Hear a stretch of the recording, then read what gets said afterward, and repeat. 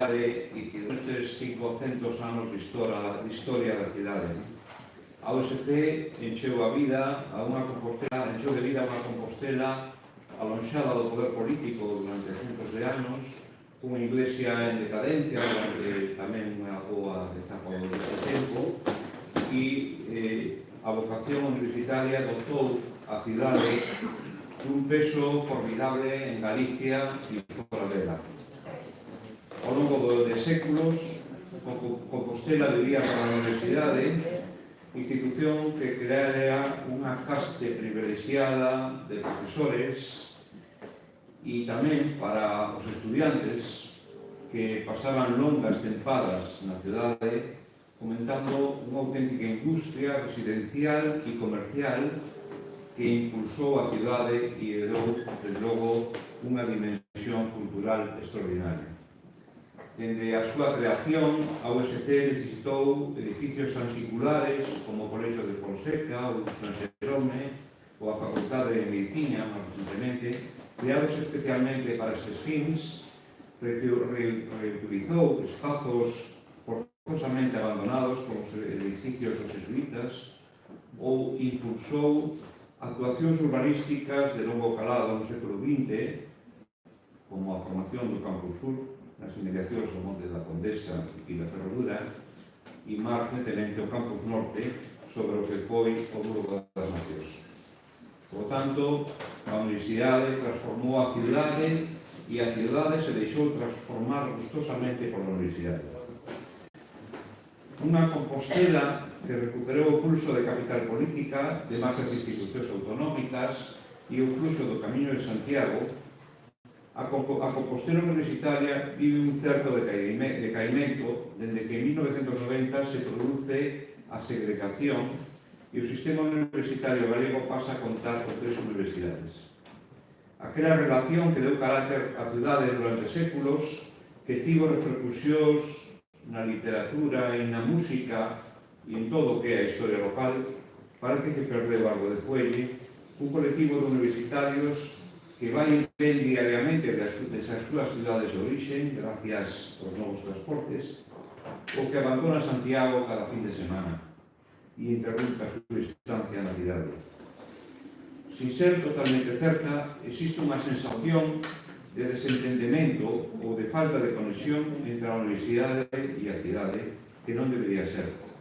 Sobre todo nos tempos de grandes cambios como os que estamos a vivir, nos que a cidade e a universidade precisanse mutuamente máis que nunca.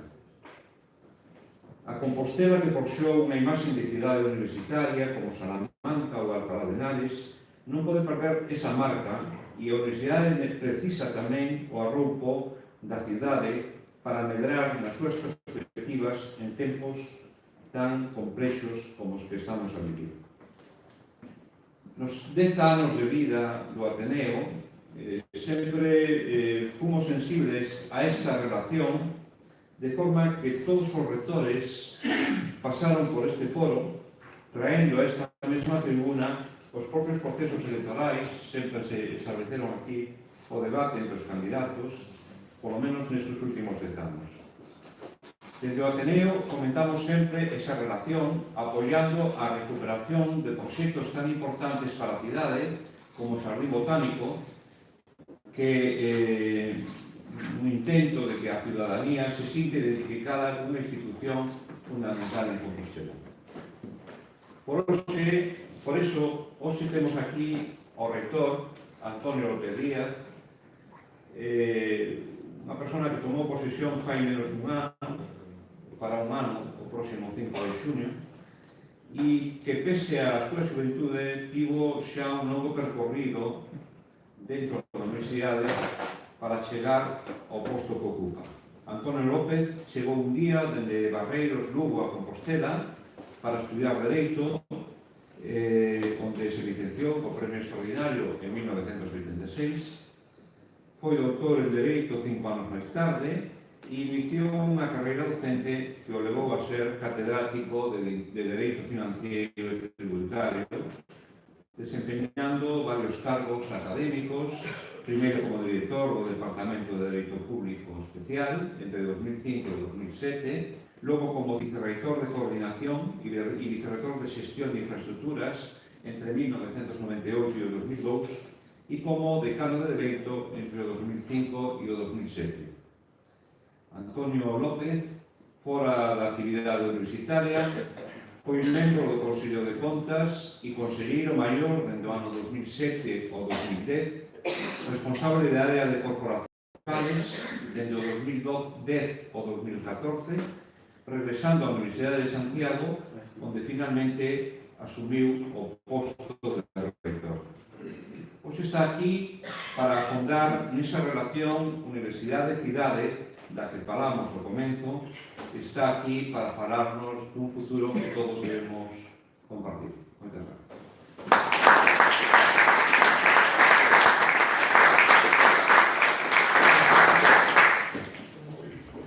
Muchas gracias por esas palabras cariñosas de presentación.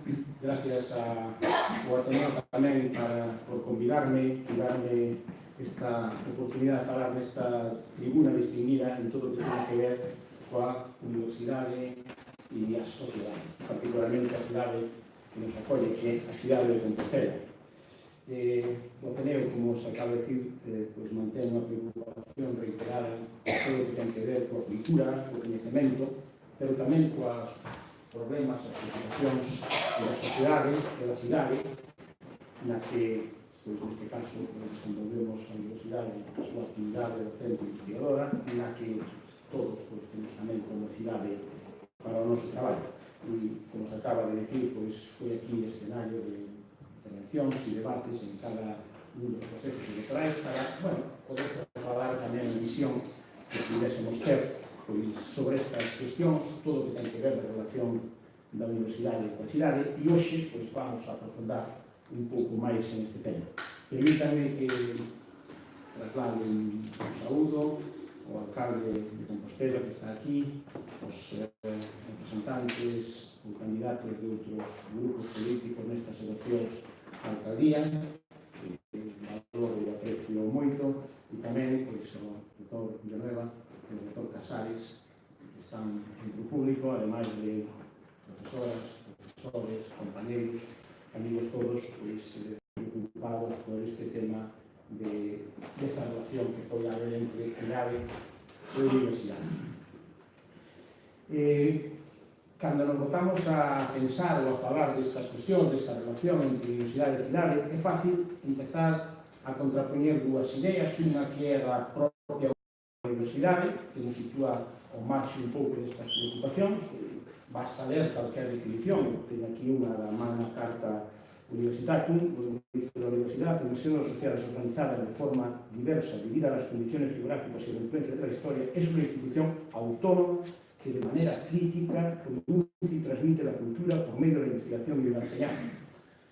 A veces pudiéramos, eu penso que non axeitada interpretación, tomar isto como algo que nos sitúa pois, en esa torre de marfil ao marxe de outras preocupacións e centrados pois, no exercicio autónomo desta magnífica función de docencia, investigación e transmisión do coñecemento e da cultura.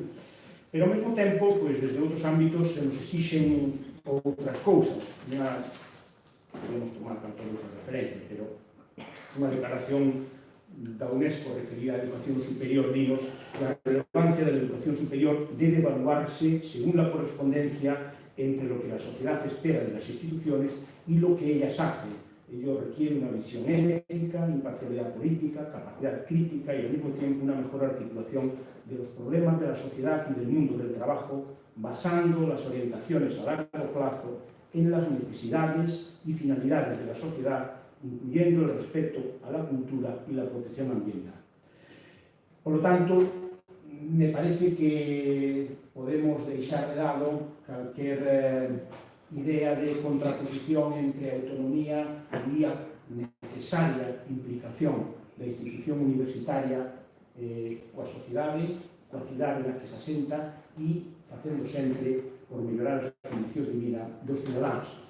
Dixo un rector, Ángel Gabilondo, para que las universidades resulten emprendedoras e innovadoras, se precisa que sean instituciones más autónomas, más comprometidas y socialmente más responsables. Por lo tanto, non hai ningún inconvite, ninguna incompatibilidade entre esa autonomía universitaria que todos defendemos e defenderemos sempre con máximo ahínco e ese compromiso social da universidade co seu entorno, coas súas necesidades e coa mellora das condicións de vida da cidadanía.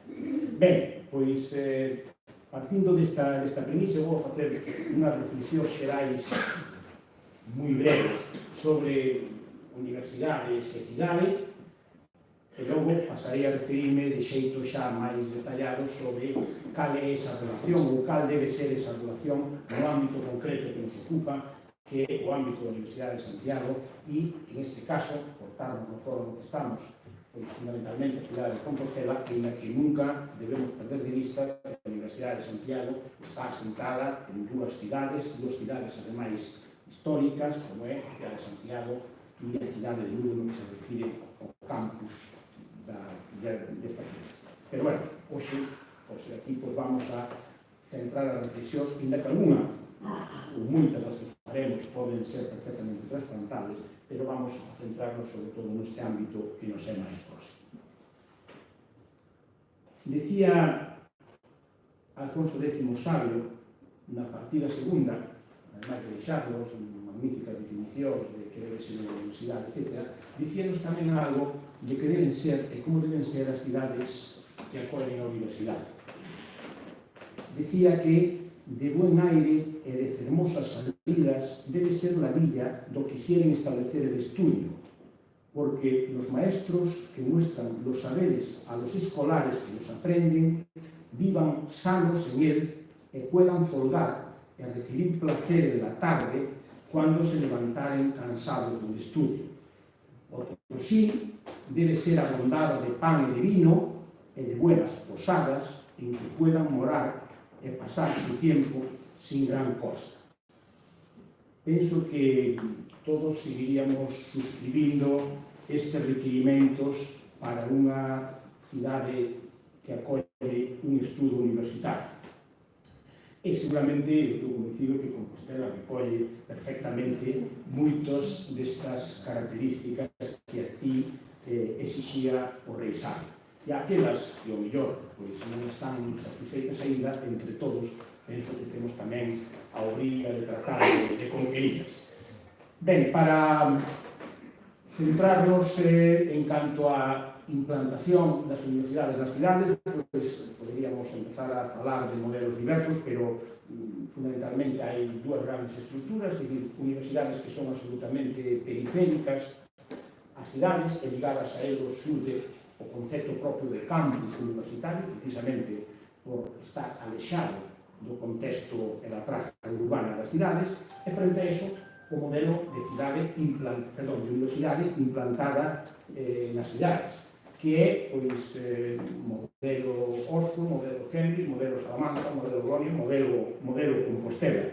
E ainda así, cando falamos de universidades implantadas na cidade, poderíamos ter dúas variantes, unha de universidades que se recollen nun espacio moi concentrado, e aparecerían así este concepto de cidade universitaria en si mesmo, ou, se faláramos no noso contexto, a residencia universitaria, o campus sur sería un modelo de concentración universitaria en un ámbito xeográfico moi definido na cidade, frente a outras situacións no que a universidade se dispersa pola cidade. Bueno, en Compostela temos un exemplo de un mix de solución. Temos centros de implantación universitaria en todo o casco histórico, tamén nos aledaños do Campo Norte, unha concentración moi especial no que é o Campus Sur, que responde a esta idea que acabamos de ver. En canto ás relacións que se podan tecer entre universidade e cidade, lóxicamente, a primeira que se nos ocurre é esta que estamos a mencionar, unha primeira realidade urbanística, é dicir, unha universidade conta con uns espacios urbanos, con unhas construccións, con unhas edificacións que se implantan nunha cidade. E iso xenera toda unha serie de condicionantes, de relacións urbanísticas, edificatorias, de espazos, etc., desa propia universidade no seo da cidade. Pero xenera outras múltiples relacións, xenera tamén uns efectos económicos indudables.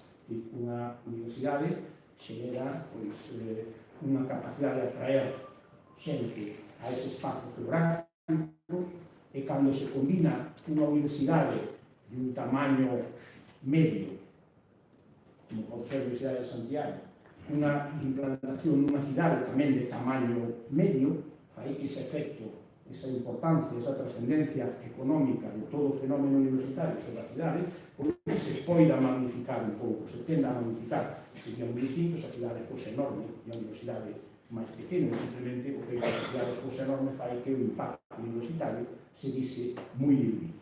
Por tanto, aspectos económicos, pero tamén ten outros condicionantes no desenvolvemento das cidades nas que se asede. Tal xeito que incluso chega a falar en algúns estudos sobre estas cuestións de que hai unha categoría especial de cidades que son cidades universitarias, que son as cidades universitarias, que teñen algunhas peculiaridades na súa propia conformación. E isto, ademais, ten máis impacto, como dicía, cando a cidade ten un tamaño asequible e a universidade ten un certo peso na conformación desa cidade. Ten un efecto, pode ter un efecto moi importante, dicía, de atracción de persoas que non son propias desa cidade para seguir ali os seus estudos. Aí xenera toda unha realidade diferente de aloxamento para este tipo de persoas, de aloxamento universitario. Pois a mí me parece que se pode salientar, como no caso de Compostela, o feito de que haxa 1.200 prazas de residencia universitaria gestionadas na propia universidade xenera unha forma de implantación dun número moi importante de poboación na cidade que afecta á propia configuración dos servicios e das necesidades que xeneran para esa cidade. Xenera tamén, sobre todo, vou a insistir, cando nos movemos en cidades non grandes e pois unha necesidade especial de estacionamento, porque temos un volumen importante de persoas que acceden diariamente aos centros universitarios implantados nesta cidade. Pois basta darse un paseo polo campus da residencia universitaria, polo campus sur, para ver como ese impacto do estacionamento no ámbito universitario, que seguramente responde, además de outras circunstancias, tamén a este movimento diario de persoas que se achegan á cidade para seguir os seus estudos universitarios. Temos, e ten outras repercusións importantes para a cidade, toda unha serie de exencións ou beneficios fiscais do que gozan as instalacións universitarias, ainda que ás veces non moi ben gestionadas pola propia institución universitaria, pois dá lugar a que haxa tamén un impacto nas propias arcas públicas no que ten que ver con estes bonificacións ou beneficios por un número moi importante de edificios e un número moi importante de metros cuadrados construídos afectos ao servicio universitario de educación superior que están sometidos a bonificacións ou exencións fiscais. E tamén xeneran algunha outra complicación, algunhas outras situacións de concentracións de persoas en espacios, en tempos determinados, e todos somos perfectamente coñecedores de certos problemas de, non diría de orden público, pero sí de incomodidades cívicas que se pode xerar en determinados períodos ou días do ano, precisamente por esa concentración masiva de xente en unhas horas e días determinados. Eu lembro, xa fai 20 anos, en algunha, cando me tocaba as tarefas de director, pois algúns días. O problema era que se estaba moita xente nun espacio aberto e o que se generaba era ruido porque aparecían 2 ou 3 personas nun espacio moi era un barullo que fai que podía ser incómodo, pero non había outros graves problemas cívicos, non había polo menos destrucción de mobiliario urbano, ni danos ás infraestructuras. Bueno, pois todo isto son circunstancias que fan que as cidades universitarias teñan pois, unha realidade, digamos, un pouco diferente. Pero o que debemos valorar como moi positivo no noso caso é que temos unha cidade que xa está implantada no seo, unha universidade que está implantada no seo da cidade. Un espacio, digamos, unha concentración máis apretada, en outros casos máis dispersa, pero sí unha implantación moi clara na cidade. E iso debemos aproveitalo e sacarlle todo o proveito polo que isto pode significar. En algúns estudos nos Estados Unidos empezase a detectar un certo movimento de volver a traer as universidades, na medida do posible, hacia o centro das cidades, pasar de ser campus e desa estrutura illada a incorporarse á cidade, ao centro da cidade mesmo, para chegar, digamos, a esa reconciliación entre universidade e cidade. E empezas a construir algún concepto así novedoso, moi dados a crear estes termos novos, e se empeza a falar de edutrópolis, é dicir, unha mezcla entre educación, universidade e metrópolis. Bueno, pois, para poñer de manifesto que a universidade nas cidades debe ser algo máis que a simple implantación dunha estrutura urbanística. E se fala de o papel que poden desempeñar os centros universitarios, a docencia, a investigación, a vida dos cidadáns no seu conxunto. E así se fala de que se poden articular mecanismos de conexión entre cidadáns máis mozos na idade universitaria con cidadáns de idade máis avanzada, e iso pode ter especial valor en sociedades como pode ser un elemento que contribúa a poñer en marcha iniciativas novas. Fálase de o que se pode aportar en canto a xeneración de novos servicios. Fálase tamén do papel que as universidades poden, os proxectos saludables, proxectos sostibles, todos estes obxectivos de desenvolvemento sostible que temos aí todos como un gran logro que conseguir. Precisamente a implantación universitaria, as cidades universitarias deben tamén aproveitar o que as universidades poden dar lugar nese liderazgo. E a mí me parece que as universidades van dar, e poden darle tamén, e están dando un polo de identidade, un elemento de definición ás cidades para ubicalas tamén neste ámbito, digamos, de competencia internacional e pasar a ser un elemento distintivo da cidade e da cidade que esa acorda. Que en este contexto que temos que pedir á universidade? Pois a mí me parece que en esta situación as universidades, todas, a nosa tamén, está chamada a sair un pouco desa torre de marfil e a abrirse máis hacia a praza pública. É dicir, non só estar aloxada nunha cidade, sino pasar a ser parte constitutiva desa cidade. Non só facer cousas e ofrecer resultados en docencia e investigación que poidan ser de interese para a cidade, sino, ademais, facelo coa cidade, interactuar, formar parte, formar lobby cos distintos agentes sociais, económicos, etc., que conforman políticos, que conforman a propia cidade, e actuar como elemento dinamizador. Pareceme que é un gran reto que temos por diante. Teño comentado con algúns, pois, indo comentar o libro para aquí agora mesmo, falando disto de baixar da Torre de Marfil e salir hacia a praza pública, a fonda impresión que me causou, pois, en setembro, en Salamanca, con motivo da celebración do octavo centenario da Universidade de Salamanca. Había unha concentración importante de profesores e rectores e unha firma de novas adhesións a Magna Carta Universitatum, e con este motivo organizouse unha, desde o meu punto de vista, maravillosa procesión académica que saiu da universidade e chegou ata a Praza Maior. En verdade que era espectacular, pois eran máis de 600 persoas vestidas con traxes académicos, cada un do seu país, etc., pero foi, desde o meu punto de vista, en unha recepción que se operou en esa praza maior por parte do Concello, recibindo e saludando á universidade. Para mí foi unha manifestación moi clara de algo que debemos tender incluso por facelo hasta visible.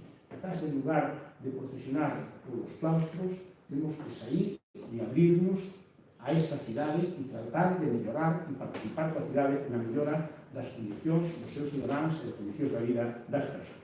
Ben, feitas estas reflexións xerais para marcar un pouco pois, as cuestións ás que agora me vou a referir, pois falaremos agora de xeito máis concreto de esa na nosa universidade e a nosa cidade. Evidentemente, un elemento esencial é a ubicación, a implantación urbanística da cidade, da universidade na cidade. Compartimos espazos e eu penso que temos que asumir claramente que o espazo urbano que ocupa a universidade trata de reivindicar ese proxecto como un proxecto ciudadano. E a universidade pois, está plenamente comprometida con esa solución. Non renunciamos a que sexa teña un uso docente, teña un uso investigador, teña un aspecto, digamos, unha realidade de xardín botánico. Pero, sobre todo, entendemos que ten que ter un perfil de un gran espazo cidadán que, ademais, complete ou se amplíe a proxección da cidade hacia o ámbito sur-suroeste, que ademais compense con esa aportación verde pois boa parte da edificación que se leva feito no propio campus universitario e que permita convivir en armonía o aspecto cidadán, o aspecto de espacio urbano, de espacio para disfrute dos cidadáns, e ao mesmo tempo ese perfil ou ese aspecto universitario utilizado para a docencia, para a investigación. En este proxecto, penso que tanto os agentes sociais como a propia universidade pois, vamos a traballar na man para tratar de atopar pois, a mellor solución posible para que isto se poida facer ben. Falamos tamén de unha idea que ademais está pois, moi xeralmente asumida, que fala, por exemplo, de ubicar pois, un espazo de aparcamento subterráneo na zona da residencia, na zona do campus universitario. Pois, desde a universidade, pois, seguramente eso vemos como unha boa ocasión para tratar de mellorar tamén todo o que ten que ver a mobilidade e a sostibilidade, digamos, o mellor aproveitamento de ese espacio universitario, pero tamén espacio cidadano magnífico como é o campus universitario sur ou residencia como queiramos chamarlo. Temos a grandísima ventaxa de que está plenamente incorporado á cidade, prácticamente no seu centro, e debemos pois, tratar de facer todo o posible para que eso poida ser mellorado en todos estes aspectos que estábamos a comentar. Temos outro proxecto moi importante que ademais temos que acabar de definir, que este novo proxecto para o ámbito das ciencias da saúde, medicina, odontoloxía, enfermería, que tamén abarca a outros centros deste ámbito como a propia facultade de farmacia.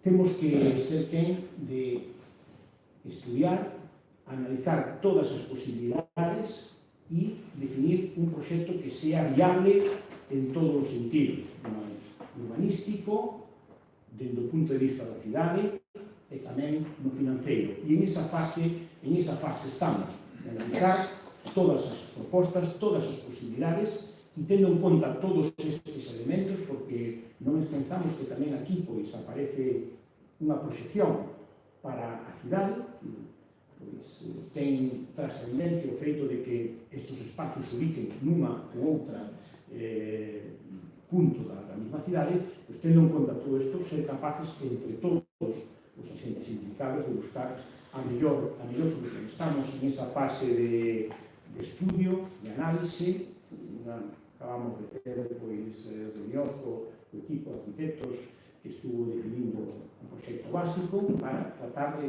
valorar de xeito o máis afinado posible cal é o impacto, cal é o custe, cales son as realidades e ver cal é a solución que podemos atopar, tendo en conta todas esas variables. Pensamos que, ademais de implantarse na cidade, ademais de ter, digamos, esa trascendencia urbanística, é importantísimo que a universidade e os cidadáns, a universidade e a cidade, sexamos capaces de compartir as estructuras, compartir e usar intensamente as infraestructuras. Podemos falar de infraestructuras culturais, podemos falar de infraestructuras deportivas. Eu penso que non hai maior satisfacción que poder pasear polos espacios universitarios, onde aparecen algunhas destas instalacións, especialmente vou mencionar no Campus Sur, e ver que esos son espacios claramente cidadáns. E aí, pois, temos utilizando esas infraestructuras, pois, hasta máis do 30% de persoas que non están, que non son membros da comunidade universitaria.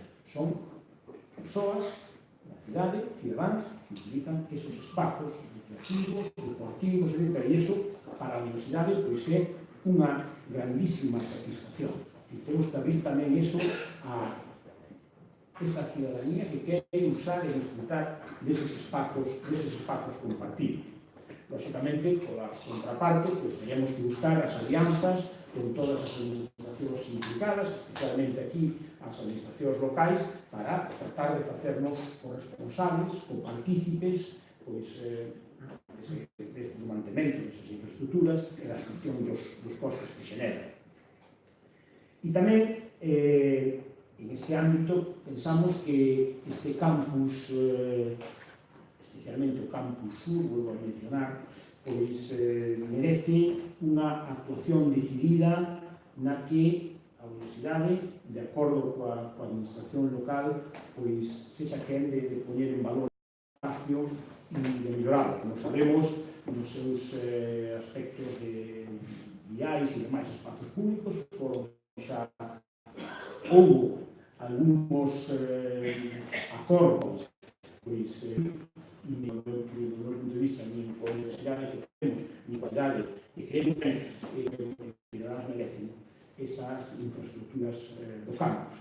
Ahora mesmo, en termos de calendario, pois é un momento complexo, porque está un período preelectoral, e quizás non é o mellor momento para chegar a estas concrecións, pero seguramente teremos que avanzar en esta línea de os espacios pensados no uso universitario e as posibilidades para os seus habitantes. En unha segunda liña de actuación, a colaboración administrativa e institucional que debe materializarse entre a Universidade por un lado e a administración responsable da cidade, a administración local por outro. É verdade que pois, ten habido dificultades, ten habido problemas en estas relacións. Por exemplo, mencionaba os exemplos de algúns conflitos, discrepancias na aplicación de elementos importantes, como pode ser a aplicación de tributos, municipais, etc. Pero, máis alá deso, a mí me parece que a Universidade e a Administración local, a Universidade e o Concello, pues estamos chamados a transitar pola man polo futuro da cidade e polo futuro da universidade. E nesa liña estamos. Algunos dos atrancos, a veces eran atrancos mínimos cunhas consecuencias graves, pois algunos deses atrancos xa se solucionaron, outros están en vías de solucionarse, e a mí me parece que quizás un dos elementos positivos, porque sempre das dificultades se saca algún elemento positivo, me parece que o mellor que podemos sacar é que é necesario crear un ámbito de confluencia, unha comisión de seguimento, que temos que ter unha canle flexible, rápida e áxil para, entre estas administracións, manter unha relación fluida e seguir os problemas e buscarles a as solucións. Non pode ser que problemas, digo, a veces, de unha trascendencia de segunda categoría ou de terceira, tanto no económico como no administrativo, pois acabe pasando de mesa en mesa, de despacho en despacho, e acabe complicando a xestión cando se pode resolver pois, en unha mañá ao redor de unha mesa. Por tanto, en esa liña estamos, e ese é o compromiso tanto da Universidade como do Concello de crear que nos permita seguir cales son estes problemas pequenos e grandes e tratar de buscar solucións. En esa liña estamos. Outra cuestión moi importante desde o punto de vista da universidade é que, dicía ao comezo, a universidade non pode limitarse, desde o meu punto de vista, a ofrecer solucións que poidan ter trascendencia para a ciudadanía, para o tecido empresarial, senón que debe traballar códalo con códalo as administracións e tamén cos agentes sociais e tamén co tecido empresarial. Digamos que un papel da universidade debe ser tamén facer lobby co seu ambiente empresarial, profesional e administrativo máis próximo. E en esta liña estamos poñendo en marcha grupos de traballo nos que a Universidade participa coa Cámara de Comercio e que estamos tratando de aportar o que podemos, eu penso que non é pouco dende a Universidade, como potencial para tamén o maior desenvolvemento do tecido empresarial.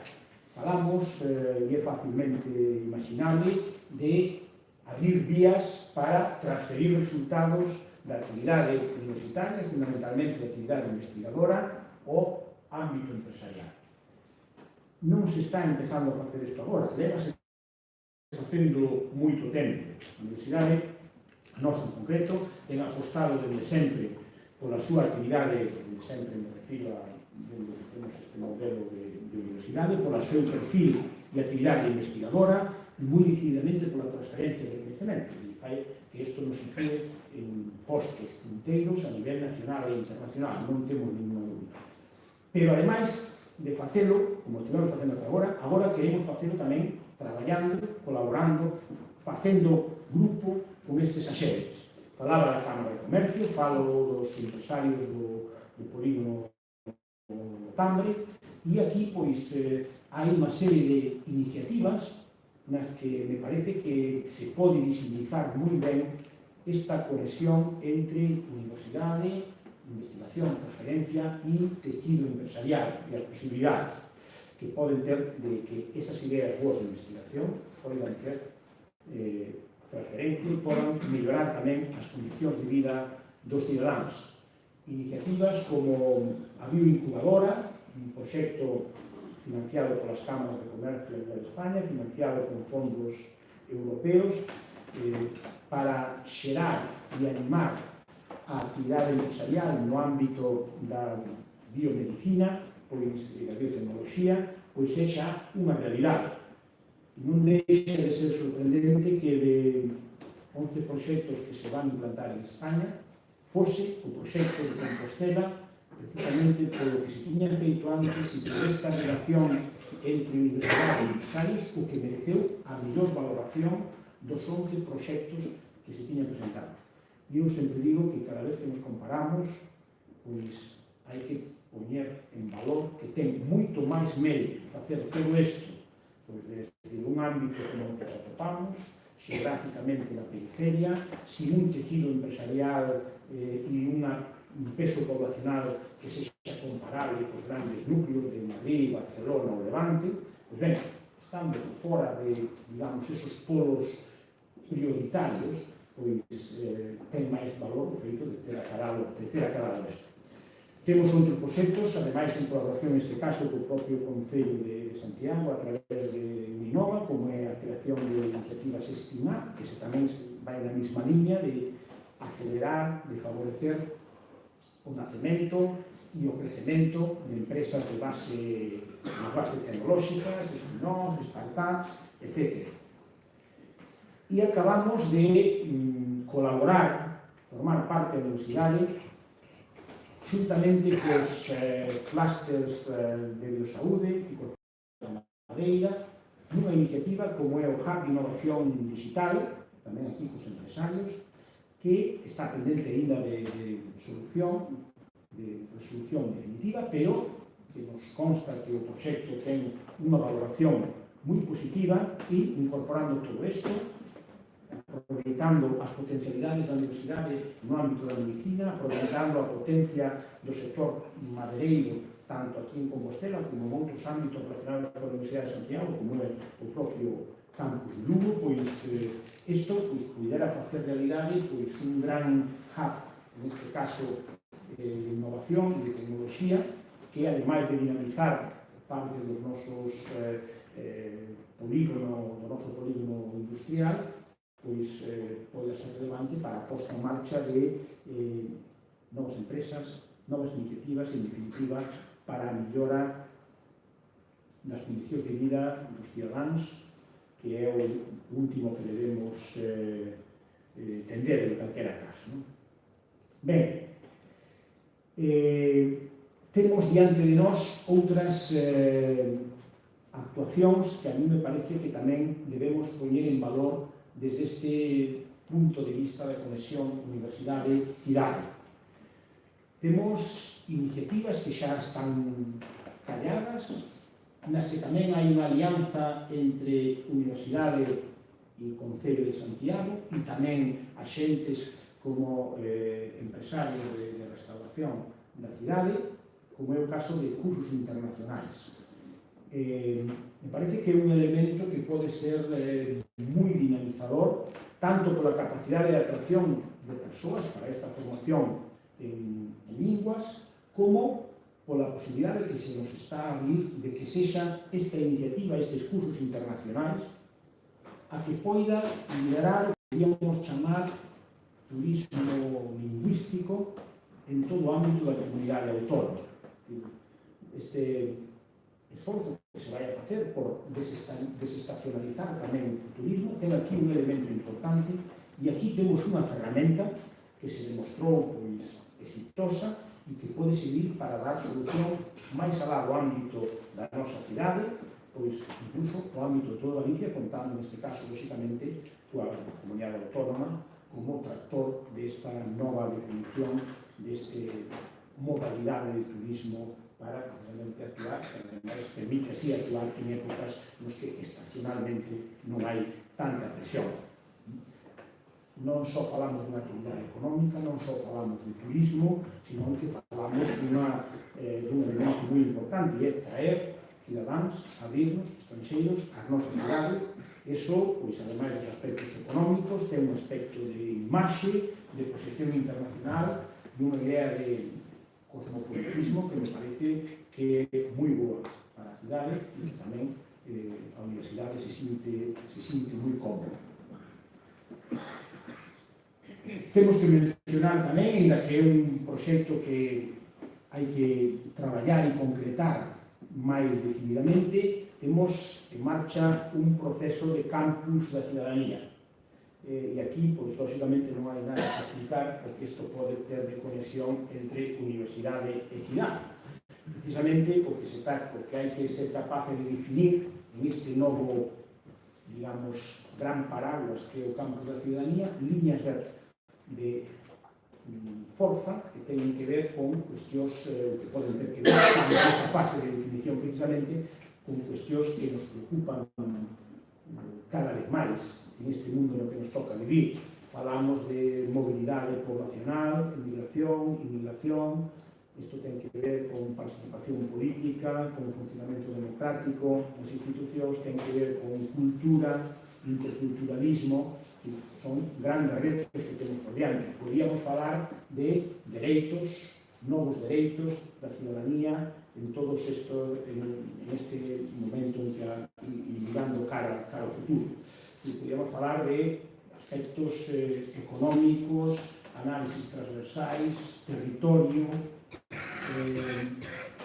humanidade digital, son moitas as líneas que aquí temos que ser capaces de definir os eixos prioritarios, pero me parece que pode ser un instrumento para dinamizar esta relación entre universidade e cidade, ofrecendo tamén solucións aos grandes retos que temos por diante. E temos tamén outro gran proxecto, pero que segue incluso o ámbito da cidade, outro gran proxecto por diante, outro gran reto no que a universidade tamén quere participar, e quere participar facendo cidade, e é a gran oportunidade do Xacobeo 2021. Aí temos que ser capaces de diseñar dentro da universidade un proxecto cultural, un proxecto social, un proxecto tamén de recuperación do patrimonio, de posta en valor do patrimonio, da cultura, dos seus activos, e é un gran reto que temos por diante. Lógicamente, temos manifestado xa a nosa disposición a colaborar tanto coa administración autonómica como a administración local a hora de definir e participar en estes proxectos para que poidan ser todo isto. Ben, para ir rematando xa, eu diría que, e retomando unha idea do principio, é un bom momento para reactivar os lazos entre a universidade e a cidade. Como dicía, para facer que faigamos cidade contando coa cidade e participando ao lado dos axentes sociais e aproveitando este momento no que nos atopamos, o momento electoral, continuando xa con encontros que tiven ocasión de ter con distintos representantes de grupos municipais e os candidatos, eu penso que é un bom momento para, no que nos queda de aquí hacia adiante, volver a encontrarnos e trasladar de primeira man estes e algún outros dos proxectos que temos encima da mesa como universidade, dos grandes retos, das grandes oportunidades e, entre todos, ser capaces de construir este programa de universidade e de cidade para o futuro. Trasladar o que pensamos na universidade, coñecer tamén as propostas que hai dos axentes, en este caso políticos e sociais na cidade, e ser capaces de, dentro da universidade, colaborar e aportar tamén aquilo que se nos chame en cada momento determinado. Ben, seguramente, este é o camiño que a mí me parece por que debemos transitar en esta relación entre universidade e cidade, como decía ao comezo, non só facer para a cidade, senón facer para a cidade cos cidadáns e co seu tecido empresarial e productivo. Moitas gracias.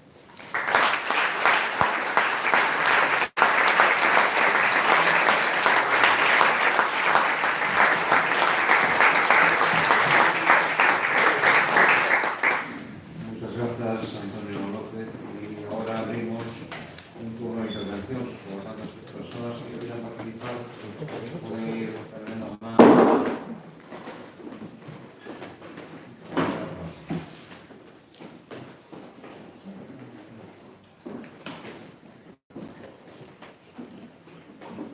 Universidade Galega.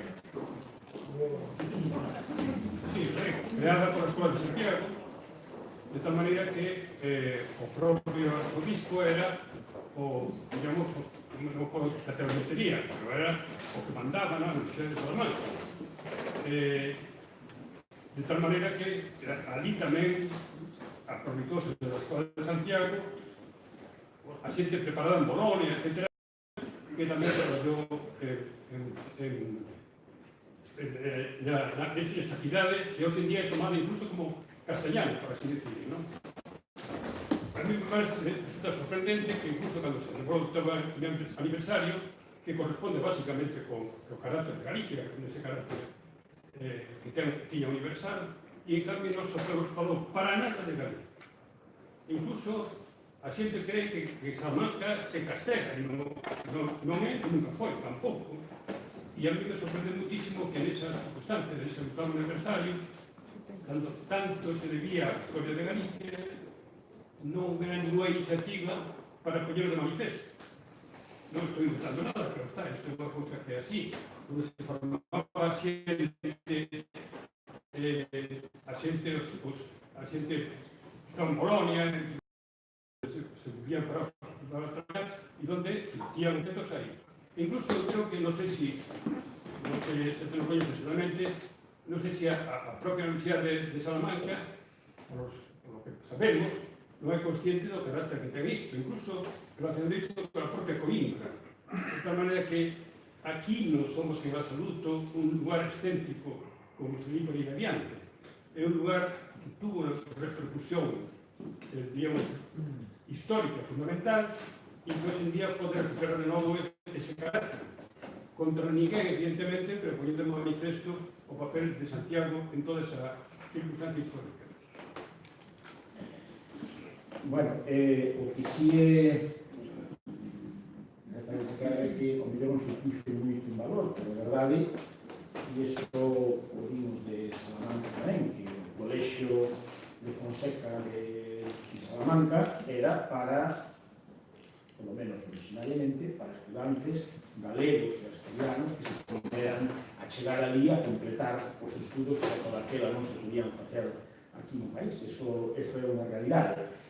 É verdade que, bueno, iso de para o centenario de Salamanca, pois, lógicamente, deslumbra todo o que ten que ver co movimento universitario en España, non hai unha dúbida, pero sí temos cousas por diante. Eu penso que, desde a propia, de alguna conversa que hemos tido coa Universidade de Salamanca, para aproveitar alguna celebración referida a Fonseca, acceso ao arcebispado, etc., para facer, poñer en valor, pois, eses vínculos comuns de Santiago e Salamanca, e, bueno, tanto no ámbito académico como no ámbito das relacións, etc., e reforzar ese papel. Temos algunhas iniciativas en riba da mesa, ligados sobre todo a esas datas de Fonseca, o acceso de Fonseca ao arcebispado. Algo que hemos pensado para isto. Eu quería reiterar el agradecimiento de su disponibilidad para venir aquí al Ateneo a tratar el tema de las relaciones entre la ciudad y la universidad. Quería preguntarte, en relación a lo que es una asociación cívica como el Ateneo, ¿hasta qué punto nos estamos ocupando un lugar o estableciendo una dinámica que debía de ocupar una institución universitaria como es el Consejo Social en cuanto a su relación con la universidad? Yo creo que en ese sentido, claro, nosotros lo vamos a seguir haciendo, nos interesa mucho todas las relaciones universidad-ciudad, pero hasta qué punto realmente este tipo de interrelaciones más directas no debían de ser asumidas por un órgano que, desde el punto de vista teórico, tiene mucho sentido, pero que hasta ahora no ha funcionado como es debido. Pois estou de acordo nunha cousa, en que ese órgano que conecta a universidade coa sociedade, pois é o Consello Social, polo menos na súa conformación normativa. Ainda que eu penso que a realidade, non falo só da Universidade de Santiago, sino a realidade, eu permitiría aquí afirmarlo con carácter xeral, da relación do funcionamento dos consellos sociais nas universidades públicas españolas, non chegou, desde o meu punto de vista, a xogar todo o que podía xogar en ese ámbito de vinculación de universidade coa sociedade. Digamos que aí hai, desde o meu punto de vista, dous papéis fundamentais no Consello Social. Un é a defensa da universidade, o demandar, entre outras cousas, recursos para a universidade, unha universidade pública, esos recursos que dependen fundamentalmente do erario público, a través de transferencias, máis lá unha pequena parte de que son prezos públicos, unha demanda de financiamento, unha posta en marcha de novos mecanismos de financiamento que pode facer directamente a universidade, pero na que me parece que o Consello Social pudera ter un papel protagonista, ou moito máis protagonista. Refírome dentro da modestia das cifras que se pode falar, falo de solucións de mecenado, de micromecenado, que é unha boa forma de conexión da universidade coa sociedade, e que a propia sociedade, os propios ciudadanos se comprometan tamén, incluso por súa aportación personal, no sostenimento dunha universidade. Este fenómeno que é absolutamente común e ten unhas repercusións en termos económicos altísimas cando falamos das universidades americanas. Isto ten moito que ver co propio estatuto das universidades, ten moito que ver co réxime normativo do mecenado tamén, que a lei resulta da regulación, esos son condicionantes determinantes, pero me parece que o Consello Social podería xogar aquí un papel importante. Nós temos unhas ferramentas, digo, máis modestas no resultado, pero que temos que tratar de explotar, porque polo que supoñen sobre todo de vínculo da sociedade con a universidade, como é máis solucións de micromecenado, para os que sí temos solucións, instrumentos, aproveitando que agora están as posibilidades que hoxe hai, tanto na normativa estatal como na normativa autonómica, que lle queira facer unha que lle fai unha doazón á universidade a 150 euros, recupera íntegramente esos 150 euros na súa declaración da renda.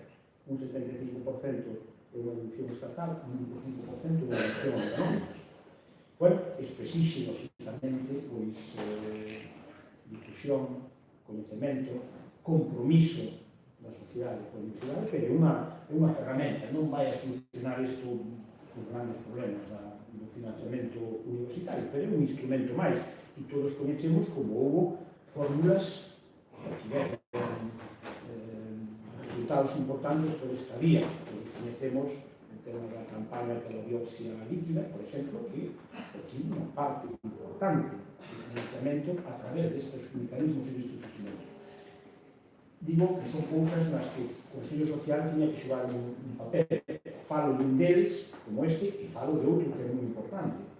É, digamos, o instrumento, o órgano no que a universidade debe rendir contas diante da sociedade. Tampouco isto debemos perder de vista. Hai outras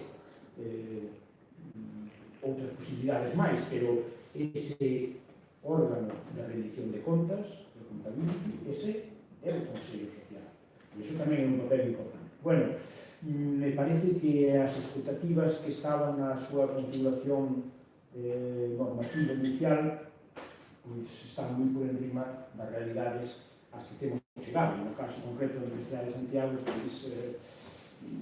encima co agravante de que non temos agora mesmo completado o esquema do noso Consello Social. Está pendente, novamente, do presidente, que como sabemos que corresponde á comunidade autónoma. Bueno, eso nos dificulta un pouco o funcionamento neste momento. Pero que é claro que pode ser, debería ser un elemento de conexión clarísima sociedade e universidade. Agora, eu non diría que debera sustituir nada, me parece que enganchemos a maiores, non? A mí me parece que nesta línea que estábamos dicindo, a universidade debe aproveitar todos os movimentos asociativos, sociais, culturais, que se posicionen neste ámbito, tratar de traballar con eles e actuar, digamos, aí, pois, dunha forma simbiótica, non? E na medida en que esas ideas, esos proxectos que defenden eses grupos, pois, son interesantes para a universidade, apoiados, facer lobby con eses grupos, a flor deses procesos, e ao mesmo tempo utilizar tamén que eses propios grupos defendan o papel que le corresponde á universidade, máis allá de docente, investigador, tamén neste papel que ten de dinamización social e de vínculo coa cidade. Penso que, non diría excluyentes, pero sí penso que no Consello Social teríamos cousas que tratar de mellorar o papel que xogan con carácter xeral. E xa digo que non é un problema Santiago, é un réxime de funcionamento xeral que ainda pudiera mellorarse. ¿Más preguntas?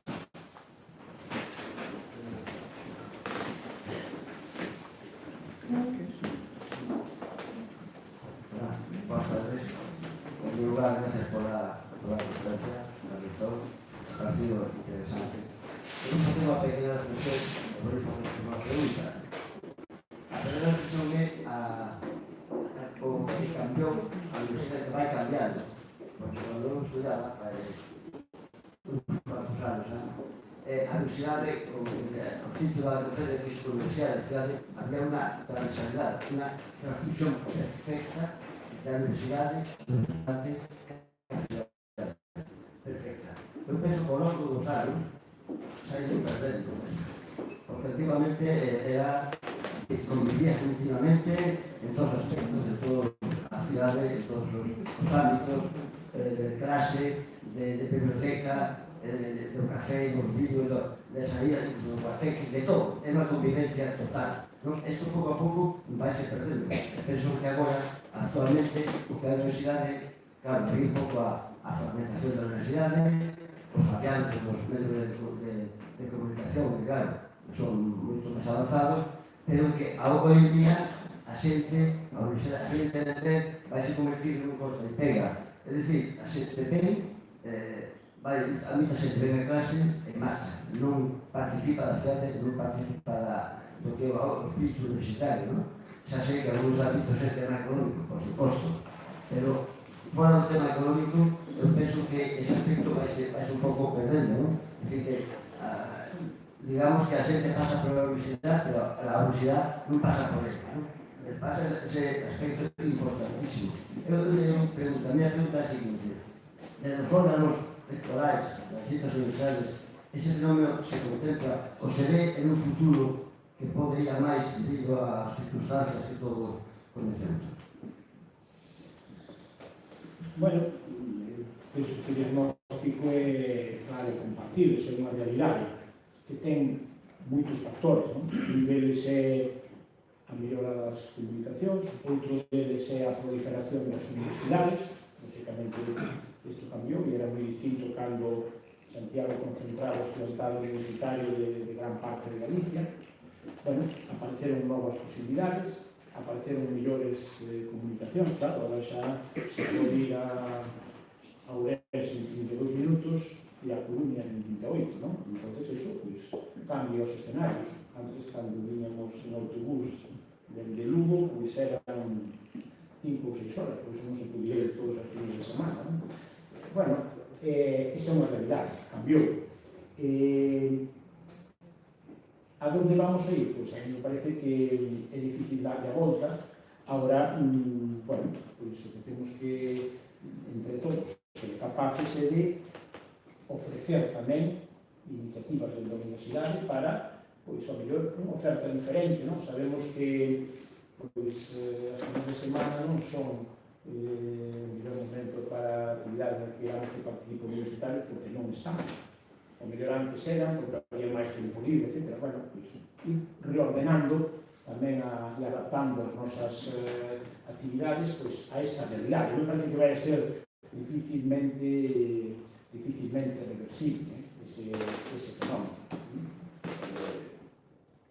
Ni siquiera os grandes discursos de calidade das universidades superan o elemento da proximidade. Eu recordo hai tempo, sendo vicerreitor nun seminario na Universidade Politécnica de Cataluña, que era un pouco o buque insignia da calidade naqueles momentos en que aparecía a cultura de calidade nas universidades, e asistía a un seminario no que falaba de calidade, de oferta, de calidade e tal, e dicían, e nós como universidade, cando preguntamos aos nosos estudantes por que escollestes a UPC, pois nun 70% era porque é que está máis cerca de casa. Contra iso, pois, é difícil de evitar, que temos que ser capaces de ofrecer o de nós, pero hai unha serie de circunstancias que a mí me parece que van por el camino. E o que temos que empezar a pensar non, xa se empezou a pensar hai tempo, estamos metidos en pleno proceso, é un dos grandes retos do futuro, que é ata cando vamos a ter os alumnos coincidindo nun espacio e no tempo e no mesmo sitio, e non vamos a ter que implantar outra solución. Non quero dicir que deixemos de ser universidades presenciais, pero o fenómeno digamos, formación a distancia da non presencialidade, pois é un gran reto que temos que encauzar, que agora, pois, seguramente non o temos ben solucionado, pero abre un ámbito de oportunidades enormes. Xa digo, teremos que ser, en este escenario, aproveitar o que nos sexa útil dese modelo, é un reto mundial, e tamén darlle valor, moito valor, á solución presencial, que sempre seguirá existindo. Entón, esas son as grandes prioridades. Acabamos, seguramente, se puido ver, hai moitos días, había unha noticia da xornada, algún fenómeno deste, non? Unha universidade que xurdiu directamente como nota esencial e está facturando máis de 100 millóns e cotizando en bolsa e tendo máis de 30.000 alumnos. Bueno, pois é outro fenómeno distinto. Nós que temos na propia nosa definición que somos a Real Universidade de Santiago de Compostela, non queremos ser unha universidade non presencial, pero sí queremos estar atentos e ofertar e aproveitar o máximo posible esas novas realidades e tamén incorporarlas á nosa oferta formativa, compatibilizando lógicamente con ese papel. Pero as cousas cambian que é unha barbaridade.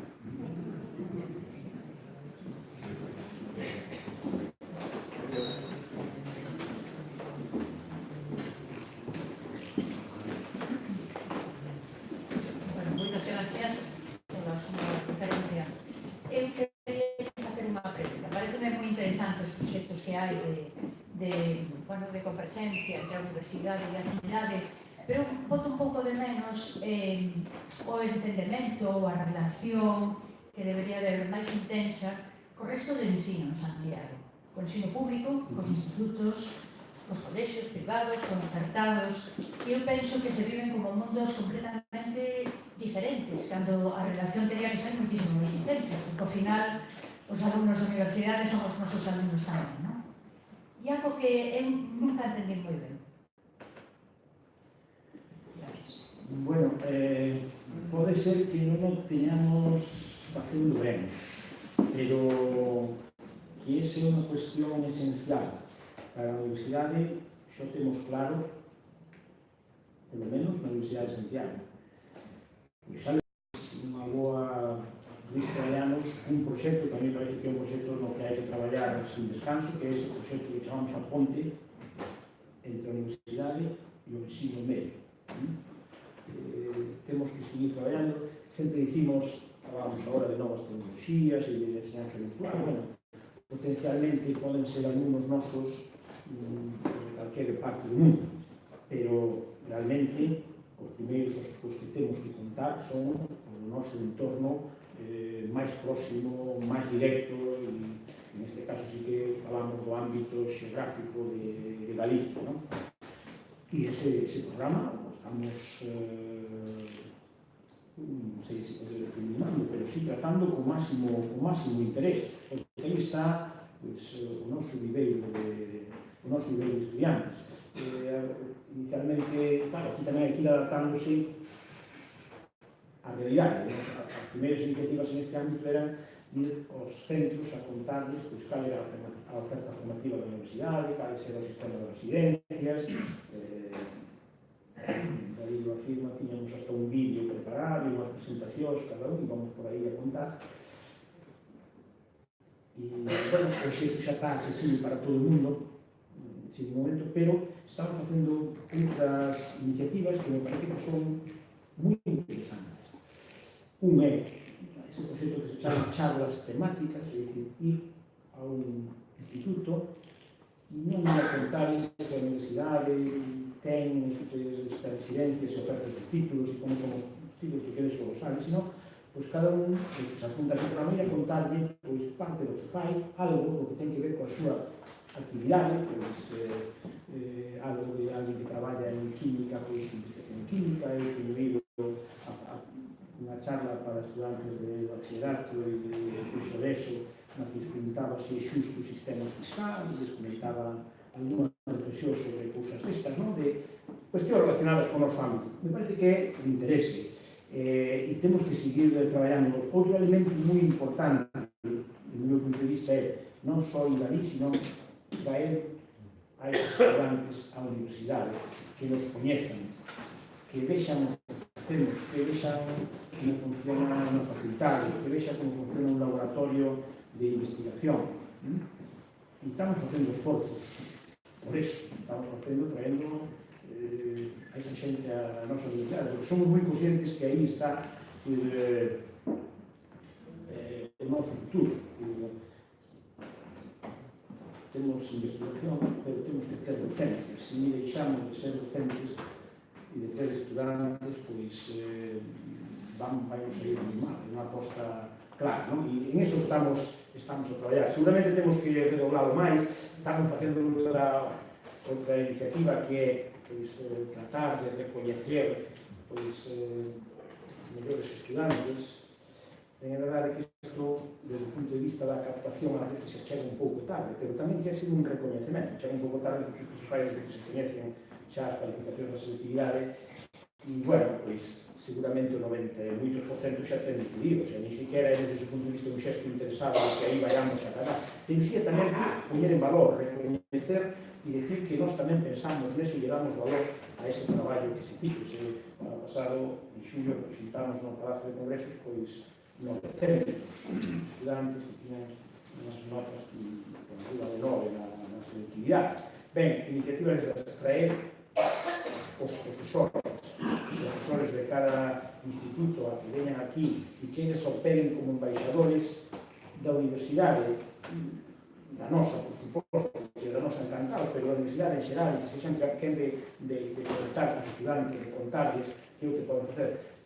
Xa digo, o mellor non estamos facendo ben, o mellor temos que facer máis, pero que para nós é unha asignatura prioritaria, non lle quepa ninguna dúda de que sí. Xa digo, seguramente poderíamos facer o máis e non, pero sí que temos claro que temos que traballar, porque é parte da área que nos alimenta. Hola, boa tarde. Moitas gracias por a súa charla. Eu quería facer unha pregunta, non sei se é modesta ou irrelevante, pero no caso é que a mí me interesa. Eu quería saber a súa opinión sobre a fragmentación da universidade e a súa repercusión non só para Santiago, sino tamén para esa relación de que usted fala entre a cidade e a universidade. Fragmentación se define a segregación das universidades no seu día. Sí,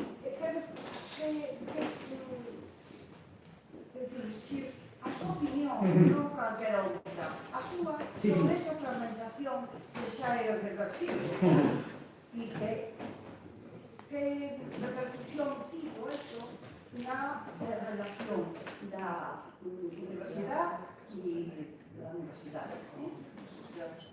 Sí, aí diríamos que temos dúas realidades ou dous feitos, non? Unha cousa é a, digamos, disgregación dos centros universitarios polo territorio, e iso é un fenómeno moi anterior, sendo unha universidade só en Galicia, como a Universidade de Santiago de Compostela, pois deixaron de estar as facultades en Santiago e empezaron a repartirse por todo o territorio, por as grandes cidades, non? Bueno, eso seguramente ten que ver con este papel que estábamos falando aquí, que a universidade é importante para as cidades, máis alá de outras razóns poblacionais, de interese por ter os centros máis cerca, de intereses políticos tamén, de que, bueno, pues, todo o mundo valora ben que se consiga un centro universitario pois, nunha cidade, nun concello, etc. Eso é un fenómeno que me parece que tratou de repartir a universidade polo territorio, pois, apostando por este valor, que se é boa a universidade para a cidade, que non tiña só en Compostela, non? Pois vamos a aproveitarnos todos un pouco dese valor. Ben, pois veu o seguinte paso que, en un momento dado, pois, un proceso de segregación, e pasamos de ter unha única universidade a ter 3 universidades. Bueno, pois é unha decisión que se tomou nun momento dado, con unhas condicións como as había naquele momento dado, e a mí me parece que xerou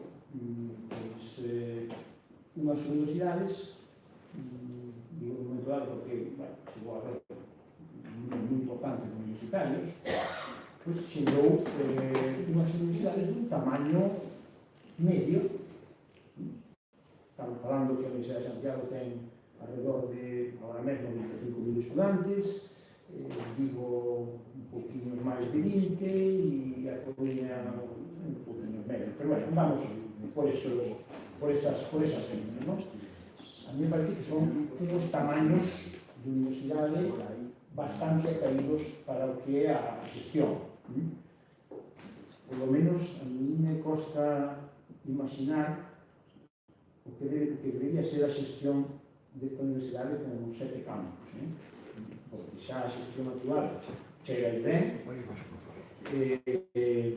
os 7 campus tería unhas ventaxas, seguramente que sí, se sumásemos os datos das universidades, seguramente mellorábamos en algúns rankings bastante, porque hai moitos rankings que prácticamente funcionan por acumulación e por números, ¿no? Pero bueno, tería un inconveniente grave. E, por outro lado, froito de algúns, ou para máis que froito, para poner algún dato tamén para outros argumentos que se ponen en día da mesa, que se suele falar, bueno, é que o coste que ten, bueno, o coste dos órganos de xestión das universidades, eu diría que en xeral é relativo ou limitado. Para que tomen unha referencia, un reitor costa a universidade pois 14 ou 15.000 euros ao ano brutos. A diferencia entre o que cobra un reitor no seu posto docente e o que cobra de reitor por anda por aí. Si eso falamos de vicerreitores, etc., pues bueno, vamos reducindo. Aí pode haber un coste, sí, pero non falamos de consellos de administración das grandes empresas do IBEX 35, ni de xestores que cobren 1% do orzamento, que non estaría nada mal. Non é o caso. Digo que estaría nada mal por xestores, a universidade seguro que era malísima, pero por xestores non estaría ben. Digo, desde ese punto de vista hai que poner todos os elementos encima da mesa.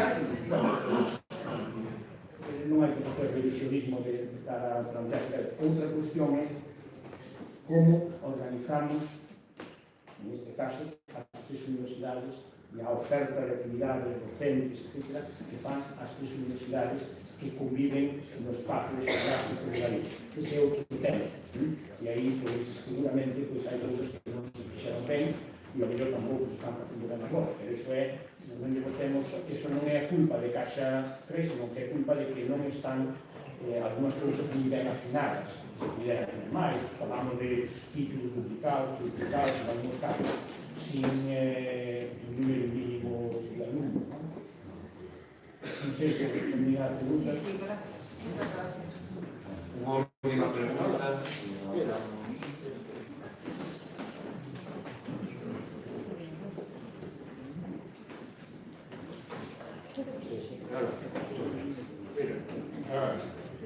Primeiro, señor rector, en primeiro lugar, a señora Lagoa por el que a universidade nosa está entre as 10 primeiras do Estado. A miña intervención vai no sentido de saber cantas habilitacións hai na universidade, non? Para xente universidade funcional, como a miña, non? Recordo que no ano 2002 había unha soa, un só cuarto no Burgo das Nacións, no que eu estudo. Entón, non sei se isto ficou así ou se ampliou, como sería de desexar, non? Tamén no sentido de adaptacións, hai unha cousa, a Igrexa da Universidade, que ten moitos actos de tipo cultural, tamén me interesaría, para mí está inhabilitada, porque eu non podo acceder a ela. Mantuve aí un tempo reivindicando iso, pero non foi adiante porque me topei con as barreiras total e absoluta, non? Que sin instancias e todo iso son todo unha amiga, pero non, iso non foi adiante. E recordo que cando foi a exposición de Rolén, temporalmente fíxose un acceso maravilloso. Eu pude contemplar esa exposición. E cando pensei que iso iba a permanecer aí, ao cabo do tempo, pois sacouse. Unha cousa que a mí me deixou flipado.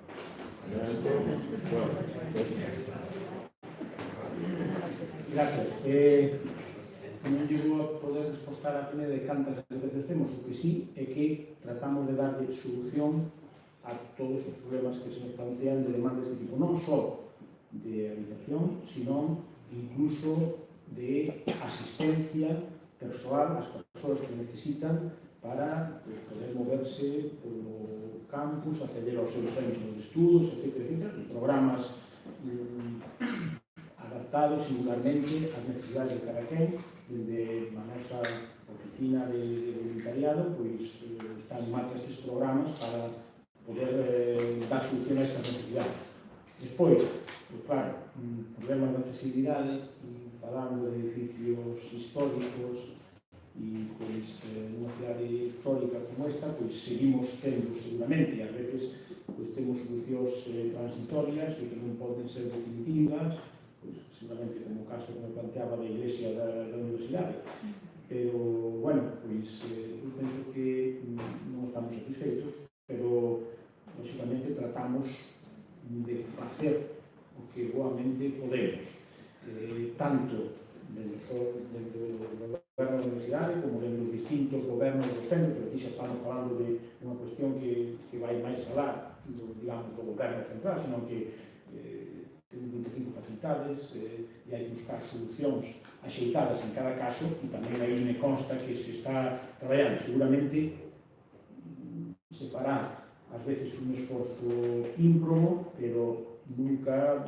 poderemos chegar a decir que non hai ningún problema. E ponemos, me consta que tenemos todos os recursos, todas as posibilidades que temos para tratar de reducir eses problemas e cando xurden, pues que nos gusta que nos comuniquen e tratamos de facer todo o posible e posible.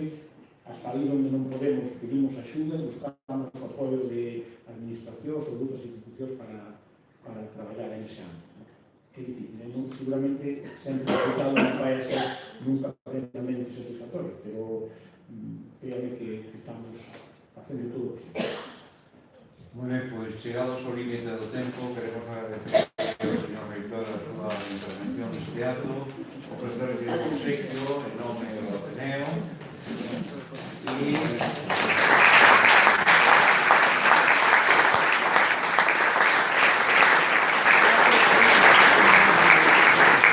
por último, mentre a señora reitora do dar unha serie de avisos. O primeiro é que o próximo lunes, en conmemoración do Día da Arte Galega, tenemos aquí unha conferencia titulada Luis Soane nas editoriais do exilio en Argentina, impartida por María Antonia Pérez Rodríguez, profesora de Biblioteconomía e Documentación na Universidade da Coruña. Por outra parte, tamén informarles que o próximo martes, o próximo 2 de abril, non é este que ven, sino do martes de unha semana, comeza o segundo ciclo de cinema e educación, ca proxección aquí mesmo neste salón da película Cero en Conducta de Jean Vigo.